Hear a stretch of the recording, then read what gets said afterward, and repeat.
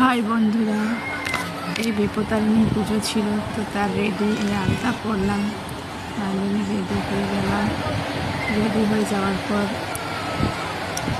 আয়নাতে দাঁড়িয়ে দাঁড়িয়ে দেখছিলাম, তারপর ফটো তুলে নিলাম। আমি এরপর ফটো তুলে মা আমি আমার যা ফটো তুলে নিলাম। তারপর মন্দিরে গেলাম। মন্দিরে যে পুজো হচ্ছিল মন্দিরে আমরা বসেছিলাম। এরপর আমরা সিঁদুর খেলছি সবার সাথে। সিঁদুর খেলা হয়ে যাওয়ার পরে কিছু ফটো তুললাম।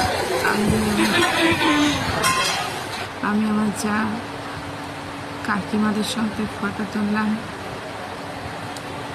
তারপর প্রসাদ সাজানো হচ্ছে, সবাইকে দেওয়া হবে। এটা ছিল বিপত্তারিণী ব্লগ।